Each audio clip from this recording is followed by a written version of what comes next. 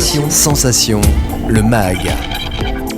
Bonjour à tous, bienvenue sur Sensation en association avec TV78. Je suis aujourd'hui avec Florence Camoin, directrice du théâtre Coluche à Plaisir. Bonjour. Bonjour.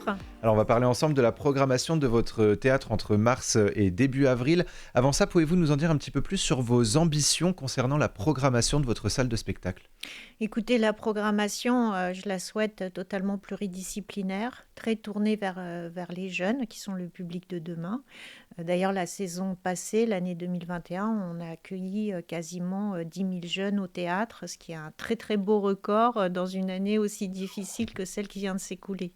Donc l'idée, oui, c'est vraiment d'avoir des sujets aussi bien de divertissement que des sujets plus liés à l'actualité, des jeunes compagnies, du musical, de l'humour. En fait, la pluridisciplinarité permet d'atteindre beaucoup plus de public. Et vous choisissez avec votre équipe la programmation. Vous êtes également une grande passionnée de théâtre.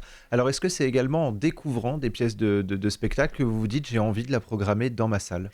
Alors exactement, hein. Moi, ma technique, c'est d'aller tout le temps au théâtre, d'aller tout le temps voir des spectacles. Hein. Quand je dis théâtre, c'est spectacle vivant dans son acception la plus large.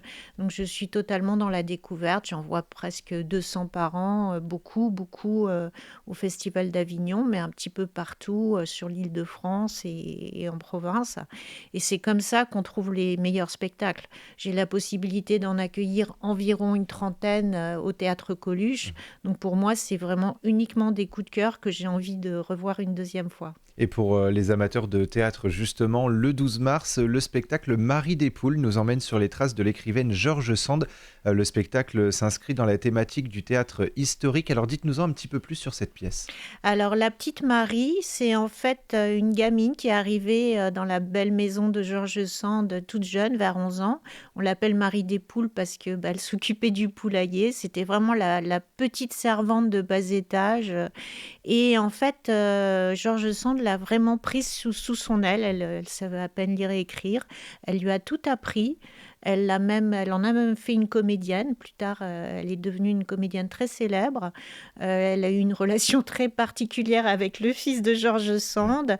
Elle a profité du petit théâtre qui est magnifique. Si un jour vous avez la chance d'aller à Nohant, de visiter ce petit théâtre, c'est extraordinaire, quoi. C'est hyper touchant.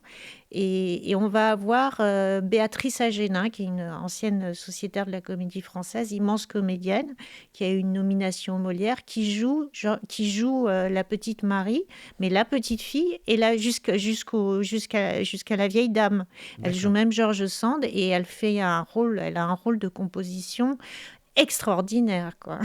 Avec Arnaud Denis qui joue le fils de George Sand, qui joue Maurice, qui est aussi, il a fait la mise en scène et il fait partie de la jeune génération de comédiens très très grande, quoi. Ils sont immenses tous les deux. Et ce sera du coup à découvrir le 12 mars au Théâtre Coluche. Alors on poursuit le 17 mars, totalement un autre univers, c'est Panayotis Pasco qui sera en stand-up dans votre salle de spectacle.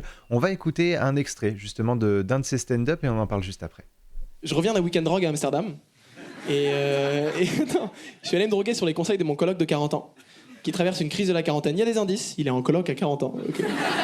Et il voit une psy en ce moment. Et dès qu'il revient de chez sa psy, de ses séances, moi j'essaie de pas être à l'appart parce qu'à chaque fois il aime me répéter sa séance avec sa psy. Et moi après je pense que j'ai des problèmes de mec de 40 ans. La dernière fois, je suis allé me coucher en me disant jamais j'aurais dû faire 3 gamins à 2 femmes différentes. Et puis Gainsbourg, ça c'était un vrai artiste, il n'y avait pas d'autotune, ok ? Puis un jour, j'étais à l'appart, il est rentré de sa séance, il m'a foncé dessus et il m'a dit faut que tu vives, ok ? Moi j'étais en mode c'était le plan, juste avant que tu m'attrapes. Il m'a dit faut que tu apprennes à tester tes limites, ok ? Parce que moi je suis pas stable. Parce qu'à ton âge, j'ai pas testé les miennes, mais la psy elle a dit tu peux devenir stable si tu testes tes limites et c'est ce qu'on va faire. Parce qu'on va aller se droguer. J'ai dit je peux voir les diplômes de ta psy Et on est parti à Amsterdam avec mon coloc pour tester nos limites. On y allait en voiture, on a fait 5-6 heures de route et on est arrivé, honnêtement on aurait pu s'amuser tout de suite mais moi j'étais fatigué, je suis allé me coucher. Apparemment c'est ça ma limite dans la vie. 5-6 heures de route, ce qui est pas ouf comme limite dans la vie. Putain, t'es allé à Amsterdam, c'est quoi qui t'a défoncé? La route. Mais c'était la première fois que j'en faisais, donc c'est compliqué. Alors, qu'est-ce qui vous plaît dans l'univers humoristique de Panayotis Pasco? En fait, c'est une découverte assez récente et également pour le public. Hein, il est en train de rafler la mise sur toutes les grandes scènes. Il remplit des salles. Enfin, il fait salle comble. Pourquoi? Parce que en même temps que l'humour, il a un univers extrêmement sensible.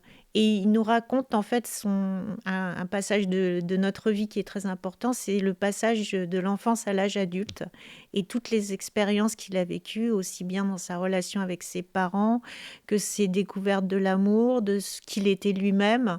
Et il part dans des délires complètement fous parce qu'évidemment, il a une dimension poétique incroyable. Et il nous cueille à chaque fois, il nous surprend. Voilà, c'est ça qui compte chez un humoriste, c'est qu'on nous surprenne parce qu'on est... Moi, je vais voir énormément d'humoristes et souvent, je m'ennuie un peu parce que ça, c'est déjà dit. Ça, c'est quand il y a un sujet, c'est comme le Covid, par exemple. Le Covid, il se retrouve maintenant dans tous les sketchs d'humoristes. Lui, non. Lui, il raconte sa vie. Et ça, c'est hyper fort parce que il a une vie et un univers intérieur tellement différent de la moyenne, Oui. parce qu'on est tous dans une moyenne, lui il est différent, du coup il nous sort et en plus il nous ramène à nous-mêmes, c'est-à-dire que ce qu'il a vécu, c'est aussi ce que les gens ont vécu, donc tout d'un coup qu'on les fasse rire avec ça, c'est du pur bonheur. Et alors le 26 mars, c'est le groupe Goldman qui viendra interpréter les meilleures chansons de Jean-Jacques Goldman. Alors on va écouter un court extrait et on en parle aussi juste après.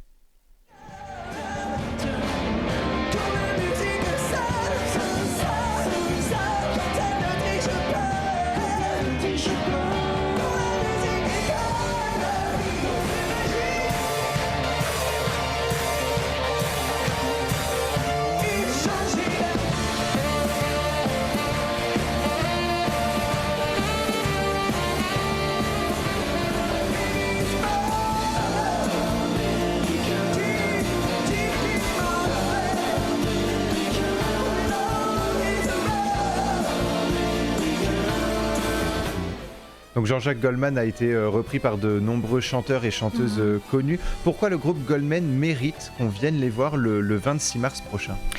Déjà, il faut faire confiance à tous les spectateurs qui ont rempli des salles des Olympias complets, hein, qui sont complètement... Déjà, Goldman, il ne veut plus revenir sur scène. Et donc, ce garçon qui chante, qui est un peu sosie, c'est vrai, assez incroyable vocalement et physiquement de Goldman, il a été adoubé par le chanteur pour prendre un petit peu, pour être, je ne sais pas, son clone, je ne sais pas comment décrire ça, mais une espèce de passion de ce chanteur pour Jean-Jacques Goldman et un respect total. Et il est au service de Goldman et de ses musiques. Et c'est sans doute pour ça que c'est un énorme succès, parce que les Français, ils ont envie de retrouver des tubes qui sont quand même indémodables, qui continuent dans le temps, qui parlent aux gens, qui parlent de leur vie. Et c'est pareil, c'est une histoire d'amour, et c'est une histoire d'amour qui se construit avec ce chanteur qui est un petit peu une sorte d'héritier. Et il rend aussi hommage à la musique française. Exactement. Le 2 avril, on a le spectacle, donc Est-ce que j'ai une gueule d'Arletty, un spectacle musical. Et le 5 avril, c'est Alex Lutz qui fera rire les spectateurs. Alors, c'est des spectacles totalement différents. Pourquoi avoir une programmation aussi plurielle? Mais parce que les gens sont pluriels, tout simplement. Le public est pluriel, donc ils ont des envies très différentes. Moi, je suis toujours très présente au moment des ventes de billets en début de saison, notamment pour les abonnements. Et quand je discute avec les gens, et ils ont des envies, mais ça va de l'humour à l'envie de réfléchir. Enfin, c'est ça le spectacle vivant. Et c'est aussi votre rôle, justement, de leur permettre à un moment de réfléchir, à un moment de rire, à un moment de se divertir. Exactement. L'idée, c'est qu'ils viennent tout voir, mais financièrement, c'est toujours très difficile pour les gens. Ils en ont envie, parce que je fais tout pour leur vendre. Alors, c'est bien de les pousser surtout à être curieux. Et si j'ai quelque chose à dire d'important, c'est soyez curieux, sortez des sentiers battus. Moi, j'ai fait le ménage avant pour vous choisir des spectacles exceptionnels. Donc, même si de prime abord, vous n'êtes pas tenté par un sujet parce que ou c'est pas assez divertissant, ou c'est trop divertissant, c'est un peu... Non, venez, changez. Si vous avez choisi ces 5-là, rayez-les, allez voir les 5 autres. Et donc parce que vous aurez de beaux moments à passer. Et on peut retrouver toute la programmation sur le site tec-plaisir.fr. Merci beaucoup Florence Camoin d'avoir été avec nous sur Sensation. Et pour revoir ou réécouter cette émission, rendez-vous sur notre site et application Radio Sensation.